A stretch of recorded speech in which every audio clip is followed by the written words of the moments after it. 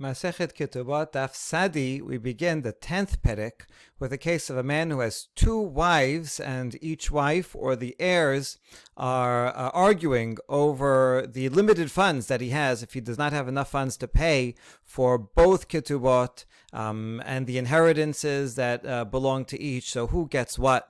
We have two scenarios in the Mishnah. Mi shaya nasui shete nashim umet. Whoever is married to two women, he will die. Just kidding. This is the scenario. If he's married to two men and he dies first and his wives are still alive, Harishona kodemet lasheniya, then the first wife collects her ketubah before the second. Here is a little chart. We have a husband and he has two wives. If the husband dies first, and there are limited funds, so then the husband pays, his estate pays the ketubah of the first wife first, because since she was married first, her ketubah is earlier, and so she has a lien on his property, and she has a lien on it at an earlier date than the second wife. Therefore, she gets paid in full, and if there are funds left over, then the second wife will get paid. That's the first line. V'yorsheh harishona kodmin leyorsheh sheniya. If you have the same case where the husband died first, but he didn't get a chance to, the wives did not get a chance to collect their ketubot, and both of the wives died after the husband, well then the heirs of each have a right to collect the ketubah that was already owed to the wife, since the wife was alive when the husband died, so then she was owed that ketubah, and so they get to collect the amount of the ketubah from the estate. So who gets to collect first? Well, the sons of the first wife get to collect first. If there's limited funds, then they'll be the only ones paid before the second wife. Once again, because the first ketubah of the first wife has an earlier lien on the husband's property than that of the second, and so they basically are inheriting that collection, that debt that they can collect. So these are the first. That's the first scenario. Now, second one. Nasa et harishona umeta, nasa sheniya umet hu. Sheniya v'yorsheha kodmin leyorsheh harishona. If a man gets married to one woman, she dies first, and he marries a second, and then he dies before his second wife. Then the second one and her heirs precede the heirs of the first. So in the first scenario, it's the first wife and her heirs that get precedence. In the second scenario, it's the second wife and her heirs that get precedence. What is the reason? Let's see. So the order is the first wife died, then the husband died, then the second wife dies. Now, the second wife is owed a ketubah payment since she was alive when the husband died. So at the point that the husband died, his estate owes her a ketubah. If they paid her a ketubah, she would have it in her hands, and if she died later, whatever was in her hands would go to her sons. If it so happens that the husband's estate did not get a chance to pay the ketubah and she died, nevertheless, that is a loan that's still outstanding that the sons can collect. So here's the law. A ketuvah payment to a wife is a loan and enacts a lien on his property. That gets paid first before any inheritance is shared. So that's why she or her sons get that ketuvah payment first before anything happens with the inheritance. Now, regarding the inheritance, there is a general inheritance that whatever is left gets split evenly. But there is also a special clause that we've discussed before called benin dichrin. It's a clause in the inheritance that says that even if a wife dies first, that would be this case, this wife who dies first, at the point that she dies, there's no ketuvah payment because the husband inherits her anyway. And so he doesn't have to pay anything. But eventually, when the husband dies, then the ketuvah payment does go to her sons. This is a way of ensuring that, let's say she brought property into the marriage, her father gave her some property, and that her father says, I don't want the property I'm giving into the marriage to be split up with some foreign wives' sons. I don't want that to happen. I want it to go to my grandchildren. He has a right to do that. And so to encourage him to give more of a dowry. So the law is that her sons can inherit the ketubah. They don't get paid immediately when she dies, but rather after she dies and the husband die. So in this case, there is a benin dichrin that the first wife will get, and so this Mishnah is teaching us that when the first wife dies, then the husband dies. At that point, they are owed benin dichrin, but he also owes a ketuvah. So the ketuvah is paid first because that is a loan. The benin dichrin, this is going to be a major principle that we're going to see in this sugya, is part of an inheritance and is not a loan, does not have a lien on land. And so that's why the ketuvah payment takes precedence, and only after that, her sons get the ketuvah payment. So they're both getting a ketuvah payment, but in different mechanisms. For the second wife, since she was alive when he died, he has to give her the ketuvah. Even if she dies after, he has to give the sons the ketuvah payment as a regular ketuvah, a loan with a lien on the lands. Whereas the ketuvah payment he is giving to the sons of his first wife is not as a loan, but rather only as benin dichrin, which is only after he dies, and so that goes to the as an inheritance. So that's why the ketuvah takes precedence. If there are still funds after that, the remaining funds get split between all of the sons. Okay, so now that we've explained the Mishnah, there's an outline of the Talmud is going to be as follows. First, we're going to have an attempted proof that seizure is valid if the one that doesn't deserve it seizes it first. Is that valid? We're going to attempt to prove that it is. We're going to reject the proof. We're going to attempt to prove that it's not, and we're going to reject that proof as well. Then we're going to see three inferences from this Mishnah, and Rav Asher is going to challenge the first two inferences and says they're not convincing. The language of Mishnah does not say so. And then we're going to argue that inference number one is actually a Tanaitic controversy. Rabbah is going to say, no, all the Tanaim agreed to number one. It's actually inference two that is a Tanaitic controversy. And then Rav Yosef is going to go back to before Rabbah and say that it's inference number one that's actually the subject of not only this, but yet another Tanaitic controversy. But that will continue into the next daf. So let's begin the Mishnah, the Gemara. Medekatane harishona kodemet lasheniya. Since in the first case, when the husband dies first, the first wife gets to collect her ketubah first. Velo katani harishona yeshla ve'hasheniya enla, and it doesn't say that only the first wife collects and not the second. After all, it's obvious that we're talking about a case of limited funds, because if he had enough funds to pay both ketubot, then he wouldn't have to say anything at all. Both get paid. So obviously, it's talking about a case where he has only enough money for one. And how come the Mishnah doesn't say that only the first gets and the second doesn't get at all? Instead, it says that she gets paid first. Why use that language? So we can infer from the language of the Mishnah, the fact that it doesn't say that only the first one gets, that if the second wife went ahead and seized property before the first, then that seizure is valid. What kind of seizure are we talking about? Could be a physical seizure. She goes and takes some of his land, or it could mean that she goes to a court, and the court, not knowing that there is another wife who was a prior wife, awards her the money of her ketubah. Then that decision stands, and she can keep it, even though really it should go to the first, and had the court known, it would have gone to the first. Okay, so that seizure can mean either physically or legally. So shema mina ba'al chol me'uchal shekadam v'gaba ma shegaba gaba. And therefore, if this inference is true, we can learn that in general, anytime you have two creditors, the first creditor, the earlier creditor, has an earlier lien and really should get paid first, and if there's limited funds only.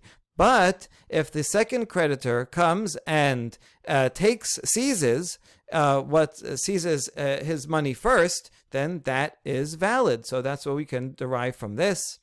But we say no, maybe not. Leolam emalach ma shegava lo gava. Maybe the seizure of the second person is not valid. Umay kodemet. So how come the Mishnah uses the word kodemet, not that she only gets it? Legamre katane kedetnan ben kodem lebat. No, the word kodemet doesn't necessarily mean the first of two that both will get something, as possibly both getting it. It means she gets it only. Kodemet could mean priority to the exclusion of the other one, just like in the Mishnah that says if a man has sons and daughters, only the sons inherit, the daughters get zero. It's not that the sons get first, and if the daughters go and take something that they can keep it, they cannot keep it.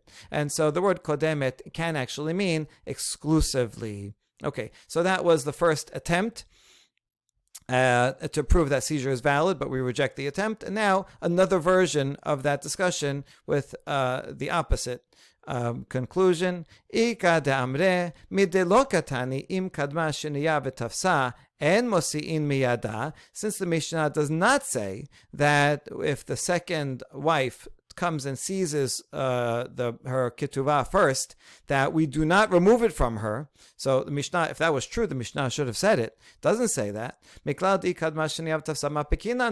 Must mean that, yeah, the first wife takes precedence, but if the second wife seizes it, then the seizure is valid. And therefore we can conclude that in general, if there are two creditors, the second creditor comes and seizes first. What he took is invalid, lo gava, because the Mishnah would have said that it's valid if it were valid. So therefore, no, we take it away from her. So can't we learn that in general the seizure is not valid? And we say, no, not necessarily. Lolam emalach meshegava gava. Maybe seizure is valid. And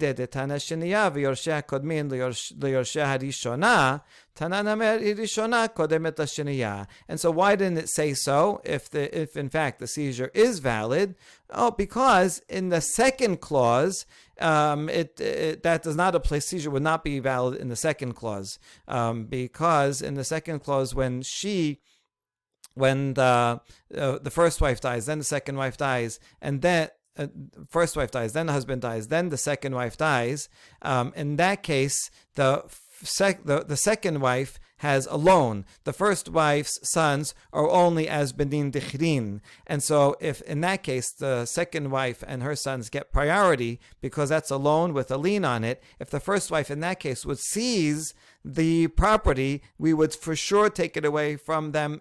Everyone would agree, because the first wife has a prior lien, and a lien against an inheritance, the lien is going to win even if the first wife seizes it first. So since in the second clause seizure will for sure not work, and we already used the language of Yorsheha Kodmin, so we want to keep the language consistent. Also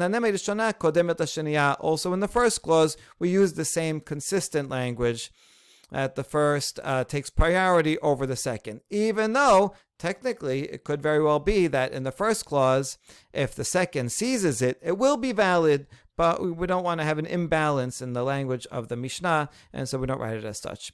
Okay, good. So in the end, there is no inference that can be made from the Mishnah either way, not that seizure is valid or invalid. Okay, so next we're going to go to these following three inferences. The first one is that a ketubah, after the ketubah is paid, benin dichrin is also paid. So what does that mean? Nasat harishona. Shema mina telat.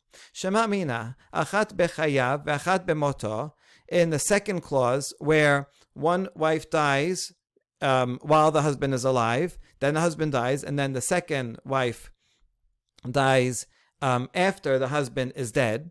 Yesh lahen ketubat benin dichrin. So the second wife and her heirs, the second wife's heirs will inherit the ketubah, and after they inherit the ketubah, the first wife's sons get the benin dichrin payment. Why would we think that not so?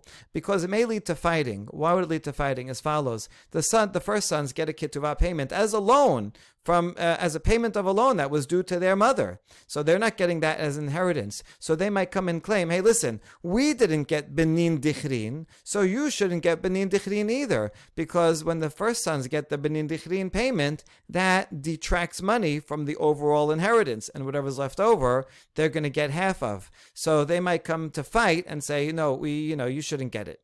So that's why the Mishnah comes to teach that they get paid first.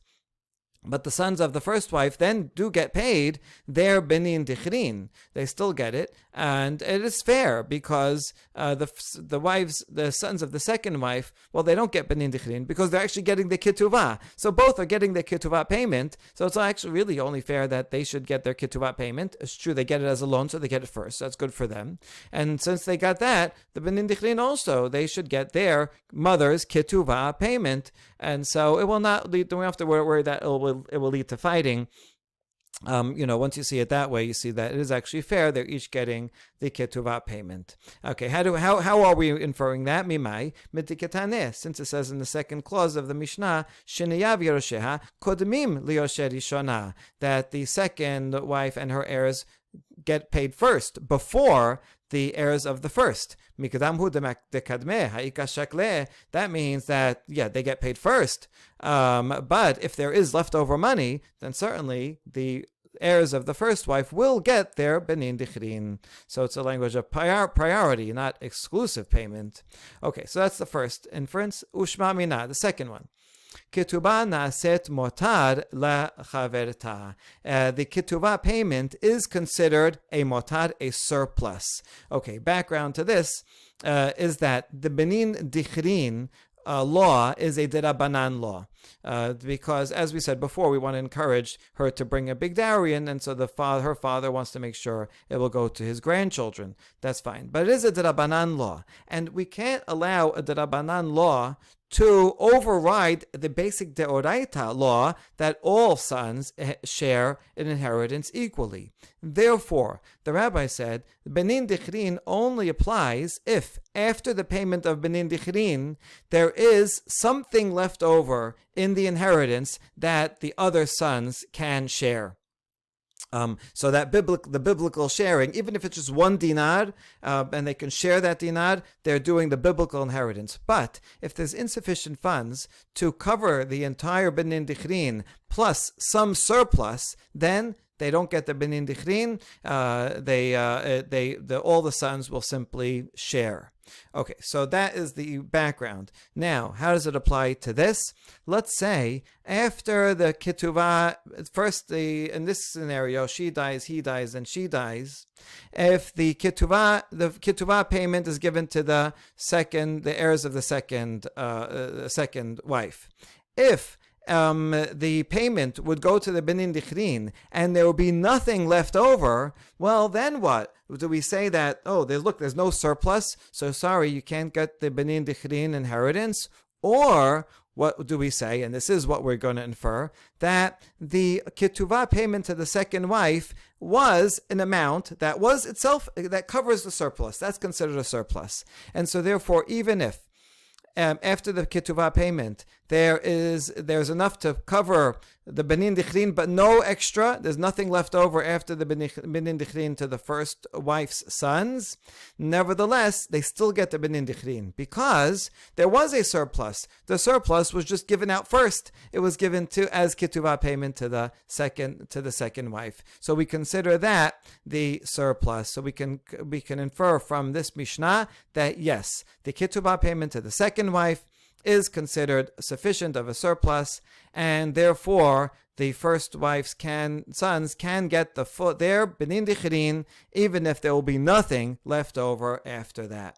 Okay, Mimai, where do we see that in the Mishnah? Midelokatana im yesh shamotar dinar. In fact, that doesn't say if there's a surplus dinar after the ketuvah payment and the benin dichrin, then they get benin dichrin. But if not, then they don't get the benin dichrin. It doesn't say that. Therefore, it gets paid no matter what. The benin dichrin get it, even if there's no other surplus, because the ketuvah itself to the second wife is considered a surplus. That's the second. Third inference, ushma mina. Ketubat benin dichrin lo tarfa mi mesha'bedeh. The third inference is that the ketuvah of a benin dichrin, that the husband will pay, that his estate will pay to the heirs of the sons of the first wife, that does not collect from land that is mortgaged. In other words, there's no lien on that. There's no lien. You can't take from lien property, sold property, to pay for this, because it's an inheritance, and inheritors do not collect from property that the husband had sold. Only loans can do that. So we learn from here that there's a difference between the ketubah payment when she's alive, and when she survives the husband, ketubah payment is a loan. And that can't be collected from liens. Whereas benin dichrin, even though it's a payout for her ketubah, but it's not. It loses the liens, and you have to wait till the husband dies, and then this is considered a primary inheritance. That when you go through the inheritance steps, the benin dichrin get paid first, and then the rest of it get paid, but none of the inheritance can collect from liened property. That's the third one. How do we know that? Because if we would consider benin dichrin like a loan that you could repossess lien property to pay it, then the sons of the first can go to the sons of the second and say, hey, we had a lien first, because our mother's ketuvah was earlier than your mother's ketuvah. And so now, hey, you took a payment for your mother's ketuvah, but ours was first, and our lien on that land was first, and so they could just go collect it from her. In other words, they would have priority. But the reason they don't have priority is because only the second one, a ketuvah payment, is a loan. Benin dichrin is not a loan and does not collect from lien property. All right, good. Those are the three inferences. Rav Asher does not agree with the logic of the first two. Matkif la Rav Asher. Mimai, how do you know the first one? Dilma le'olam emalach achat bechayav achat bemoto en lahen ketubat benin dichrin. Umay kodmin lenachala katane. Says maybe in the second scenario, when one wife dies when the husband is alive, and one wife dies after the husband's death, maybe there is no benin dichrin. And when the Mishnah says Shiniya v'yorsheh kodmin leyorsheh shiniya, kodmin is talking about before the general inheritance. In other words, as follows. Maybe in this scenario, when she dies, then he dies, then she dies, the ketuvah payment will be paid. And after that, the sons of the second wife can say, listen, we got the ketuvah payment. We didn't get any benin dichrin. Sorry, you don't get any benin dichrin either. And whatever's left over after the ketuvah is paid is shared equally as inheritance. Right, and as we said before, because otherwise it will lead to fighting. They don't get benin dichrin, so the first one shouldn't get benin dichrin either. And we can explain the Mishnah that way, because it says kodmin liyorsheh harishona. It doesn't mean that first they get paid and then the heirs of the first wife get paid as benin dichrin. It means that they get paid first and then they share the rest equally. So it could definitely mean that. And if you'll ask, wait, the Mishnah, why would it use the language that the second ones get paid their ketubah before the and then before the heirs of the first wife, which sounds like the heirs of the first wife are getting something special. It's not necessarily. No, it's just that it's just for balance. Since the Mishnah said that the heirs of the second get paid the ketuvah, then it mentioned, and then the heirs of the first will get something, even though they're not getting any more, anything special after that. They're not getting benin dichrin. Rather, the heirs of the second get their ketuvah payment, and then everything that's left over gets split, and that includes the heirs of the first wife will get half of whatever's left, but not benin dichrin. So Rav Asher says the Mishnah can be read equally that way. And therefore, there's no proof that benin dichrin does get paid when there's a ketubah payment for another wife. And regarding the second inference, udekamat ketubah naset mota lechaberta, that when there are limited funds and after the benin dichrin payment there'll be nothing left over, that you still give the benin dichrin because we consider the ketuvah payment to the second wife as a surplus. Maybe not. Dilma leolam emalach en ketubah naaset motar lecha berta. V'hacha hu deika motar dinar. Maybe, in fact, the ketubah is not considered a surplus, and so when the husband pays the ketubah after his estate pays the ketubah to the second wife and her heirs, we calculate if there is not enough money to pay the benin dichrin and have leftover, you need leftover after that, then they don't get benin dichrin. So how come in this Mishnah it says that the benin dichrin get it? Because it's assuming that there is leftover, and so that's why the Mishnah didn't bother to mention it and assumes that the second ones will get it. But you're right, if there was insufficient funds, maybe you wouldn't get it. Mishnah doesn't list every single little case that can possibly come up. All right, so that's Rav Asher, who rejects these two challenges, and now we're going to argue that perhaps the inference number one, whether ketuvah is paid and benin dichrin is also paid, is that true or not? And we saw that there's, we inferred from the Mishnah that yes, Rav Asher said no. So this machloket itself between the inference and Rav Asher could be parallel to a Tanaitic controversy. So let's see how that works. Whether when in the second scenario the heirs of the first get benin dichrin is a subject of machloket of Tanaim de Tanya. Metu. Achat bechayav ve'achat bemoto. The man's two wives died, one in his lifetime, one after his death. Ben Nanas Omer, Yecholin bene harishona lomar bne hasheniya, bene ba'alat chov atem. The sons of the first wife can tell the sons of the second wife that you are the heirs of someone who receives a loan. Telu ketubat immechem usu'u.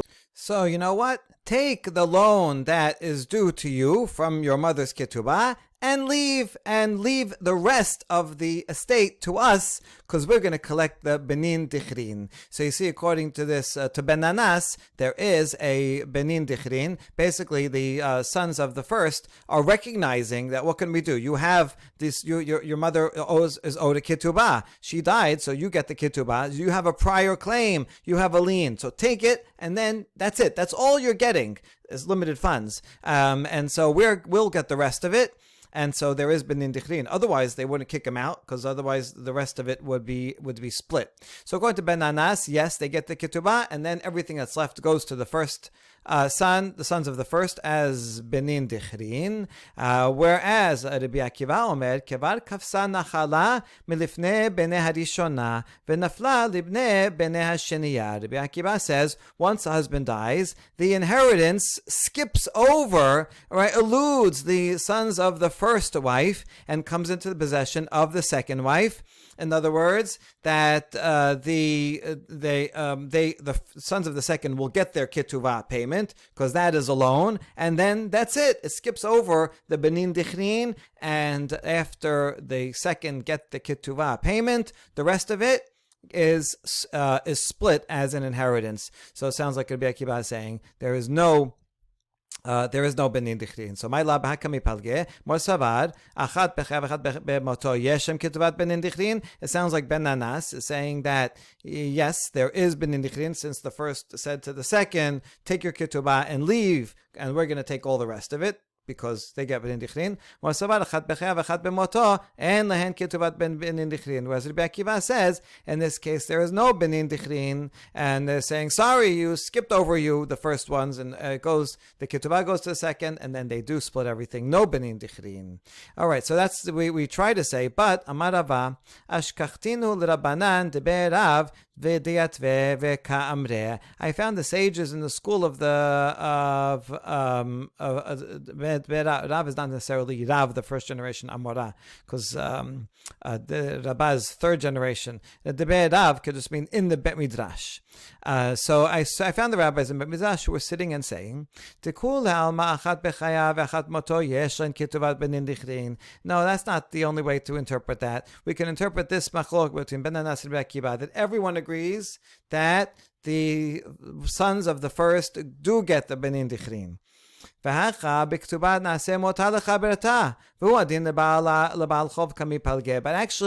this machloket Ben Anas and Rabbi Akiva are arguing about the second inference that we talked about whether when there are limited funds and there won't be anything left over after the ketuvah payment and after the benin dichrin payment. If there's zero left over, so do they still get benin dichrin? Depends on if you consider the ketuvah to be itself a surplus, then they get benin dichrin. And whether, same thing with if there was a different creditor, let's say there's another creditor that the husband owed money to, and so the inheritant, the estate, pays that creditor first. And then the benin dichrin, the sons of the first wife, get their benin dichrin, and there's nothing left over, so can we apply benin dichrin because there's nothing left over? You could say no, because nothing left over, or maybe that which the estate paid to that other creditor, in other words, the estate paying some creditor or paying the second wife is equal. They're both loans. So that's what they're arguing about. Mor Sabar Ben Anas thinks Ketubah naset motar lechaberta v'uadin lebal chov. Yes, in fact, the benin dichrin get their inheritance even if there is nothing left over, because the ketubah is itself considered a surplus, although it was paid first, and that would be true for a loan if it paid a loan as well. Omor Sabar, whereas Rabbi Akiva thinks, and ketubah naset motar lechaberta v'uadin lebal chov, he would say that no, we're talking about a case here where there's nothing left over after the payment of the ketuvah and the benin dichrin, and we do not consider the ketuvah to be a surplus, and therefore the ketuvah is paid, but there's not enough left over for the benin dichrin plus anything else. Therefore, the first sons do not get the benin dichrin, and they instead, all the sons split evenly. Now, Rabbah continues and says, "V'amina lehu ana bebal chob kula amalo pelige tahave motar ki pelige beketuvah." Rabbah says, when I was there with the other sages, I agreed with them mostly. I just disagreed with this last part, that it would be the same for a Baal Chob. It would be the same law for a third-party loan, not any of the wives. No, if it's a third-party loan, everyone would agree that that is in fact a surplus, because that has nothing to do with his ketuvah payments, with inheritance. This is an amount that was in the estate, that is more than the payment for the benin dichrin. So everyone would agree that is considered a surplus, and it just happened to be that someone else got it first, and that's why the sons won't inherit it. But there was money that could have been inherited. So the biblical law is fulfilled, and therefore benin dichrin does go. Everyone agrees to that. But rather, the only machloket is regarding a ketuvah. If this is our scenario, when the ketuvah's payment is given to the heirs of the second wife, do you consider that also to be a surplus? Ben Anas would say yes. And so therefore the first get the benin dichrin, and Rabbi Akiva would say no. So actually they're arguing on that.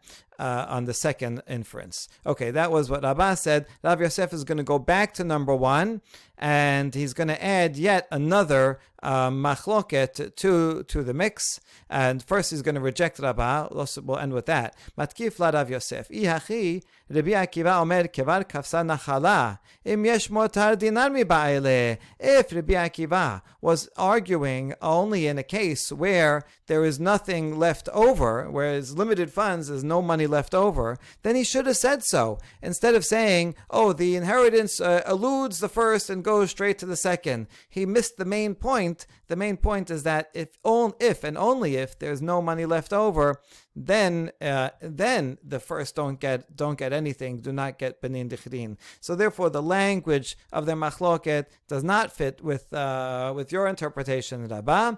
And instead, Rav Yosef is going to go back to the first. Ela Rav Yosef b'achat bechayav b'achat beoto kami palge. In fact, that machloket is, as we said earlier, is talking about the first assumption, whether the heirs of the first get benin dichrin at all, because it will lead to fighting. The second ones of the second said, we got our Ketubot payment because our mother was alive, but we didn't get benin dichrin, so you shouldn't get benin dichrin either. We should split everything evenly. That, in fact, was what they were arguing on. And Ben Anas and Rabbi Akiva are parallel to yet another machloket between two Tanaim in the following Baraita. But the following Baraita is going to be subject to a long discussion that goes into the next daf. So we'll start with this Baraita on the next daf. Baruch Adonai Olam. Amen ve'amen.